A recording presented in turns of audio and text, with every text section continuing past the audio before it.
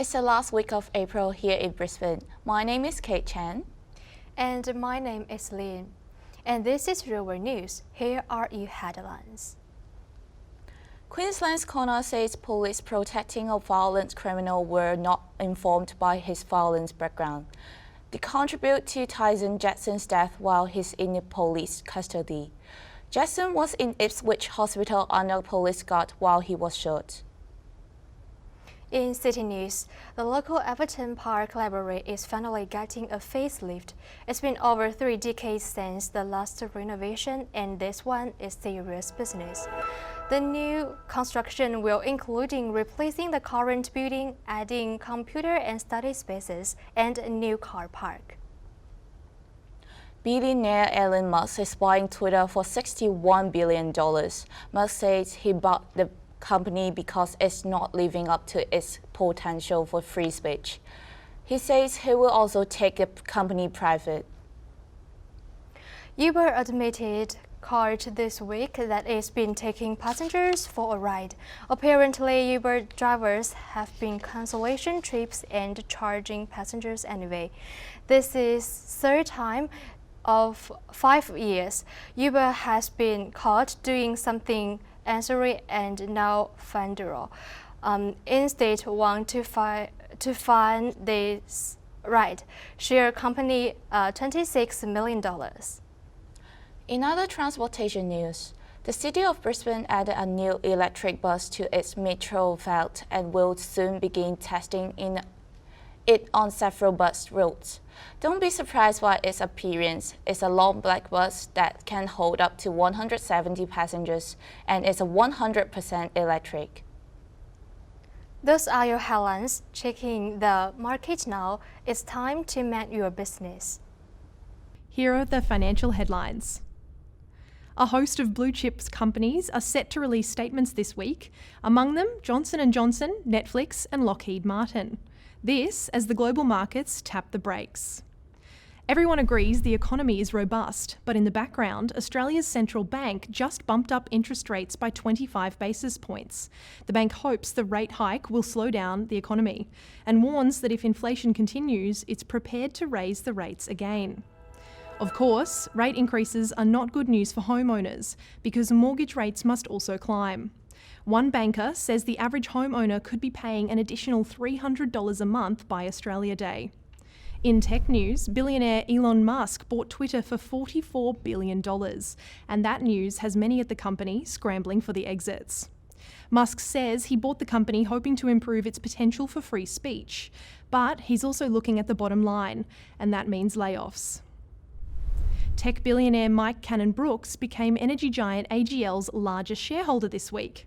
After a rejected offer to purchase AGL, Cannon-Brookes informed the energy provider that he had purchased 11% of their shares, allowing him an opportunity to vote against AGL's proposed breakup next month and transition to renewable energy.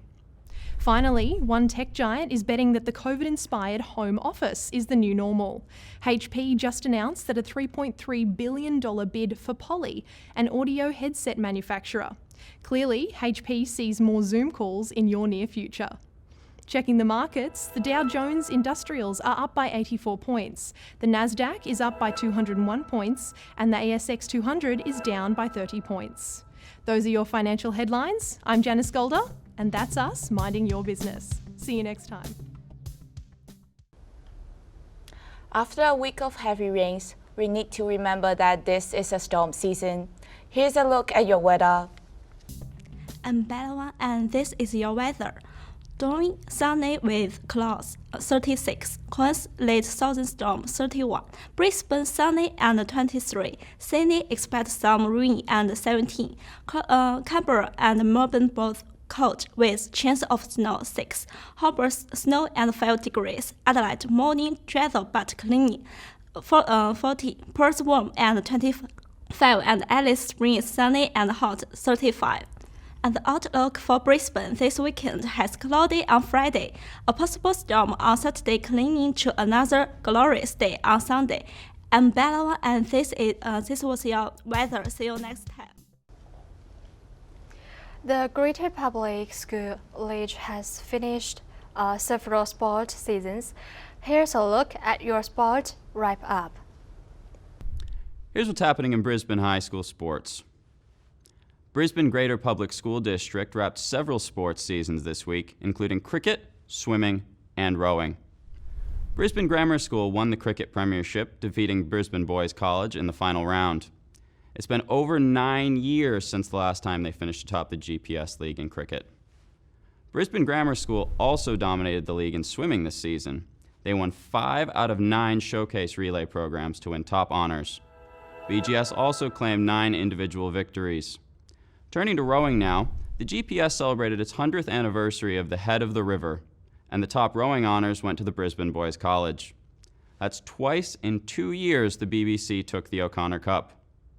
Finally, the GPS hosted its debating competition, and the Churchy debate team outmaneuvered BGS and Brisbane State High to win its 3rd debate championship in a row. Those are your high school sports headlines. I'm Spencer Wallace, and this is Real World News. See you next time.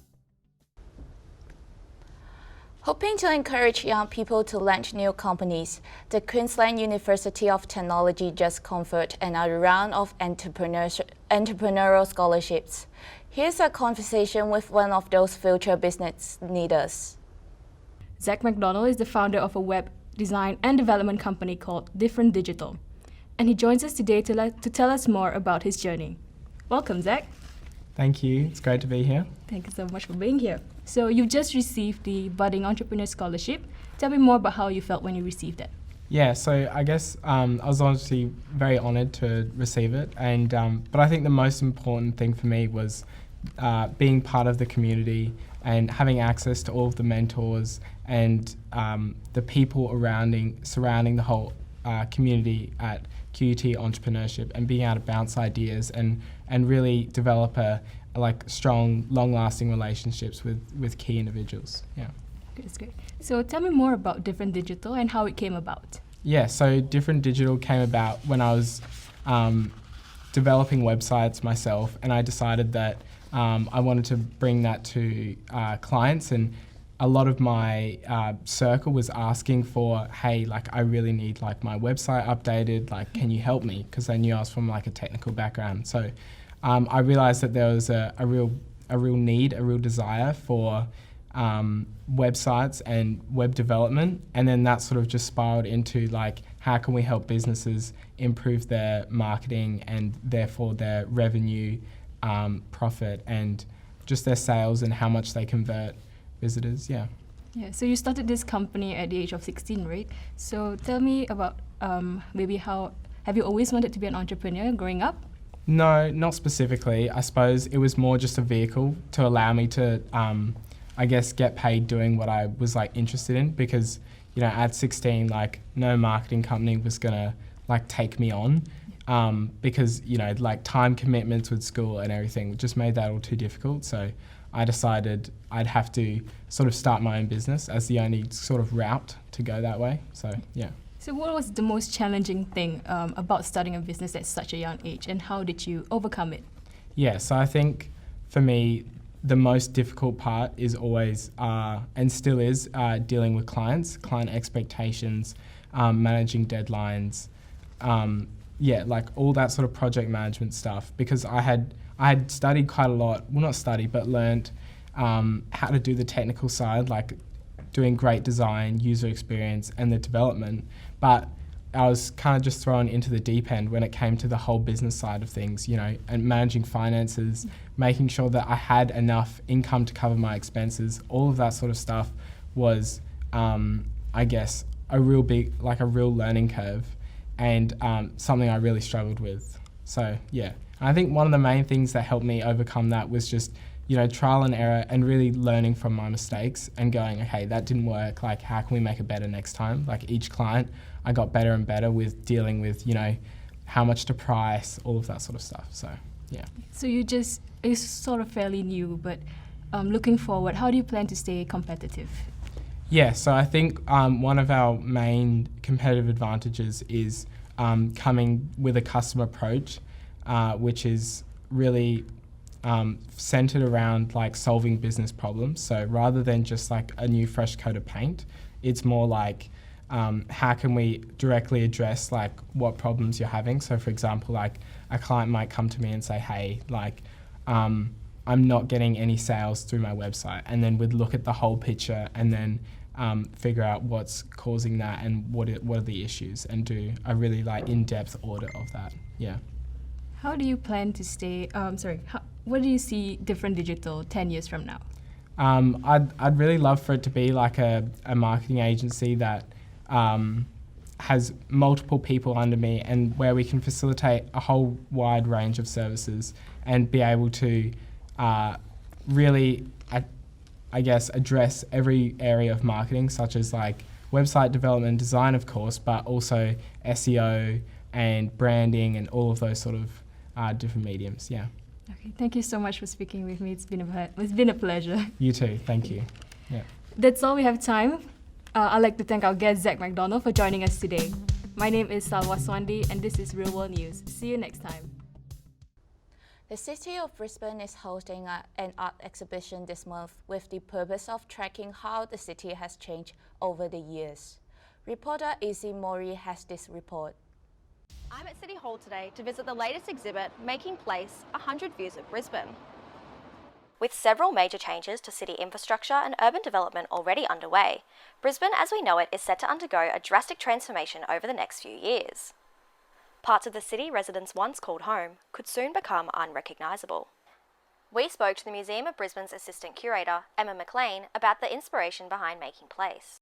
So Making Place is an exhibition that looks into the city and the way we've transformed over the years, and to create a space where you can also pause and reflect on where we've been and where we're going. A totally immersive experience, works are displayed from floor to ceiling, giving visitors the opportunity to see, read, listen and reflect on how our city has evolved. Bellevue View, a colourful tribute to the street in Highgate Hill, paints a suburban scene many Brisbaneites know well. Local artist Stephen Nothling explains how the concept of change and development inspired the artwork of his beloved neighbourhood. Well, all I really want to do is walk out my front gate and paint every house in the street that I live in. I was actually looking at was a sort of almost a history of the architecture of Brisbane, from the sort of the old Queenslander at the bottom of the hill to the sort of, you know, the 2020s sort of modern building. Making Place also features a newly commissioned sound artwork by artist-in-residence Lawrence English. The piece, titled Sight Listening, captures the city's many soundscapes, from busy train stations to serene wildlife. Sight listening is a kind of invitation for people to go to places and be present there. If you realign your focus to your ears and to audition, there's a whole other sense of the world that opens up, and this project is about encouraging people to kind of engage with that sense. The exhibition has also improved accessibility for hearing and vision impaired patrons, providing in-depth audio descriptions of the artwork as well as accompanying Auslan interpretation. Welcome to Making Place, 100 Views of Brisbane. It's so important to continue to work towards being an accessible building. I'd like it to be a very civic, democratic space, and we'd love to see the community here. Making Place 100 Views of Brisbane is on now and is open all week long. Entry is free, so it's the perfect opportunity for people of all ages to revisit Brisbane as it was and to contemplate what it will become in the future. I'm Izzy Mori. This has been Real World News. See you next time. That's the news here in Brisbane. My name is Kate Chan. And my name is Lynne. This is Real World News. See you next time.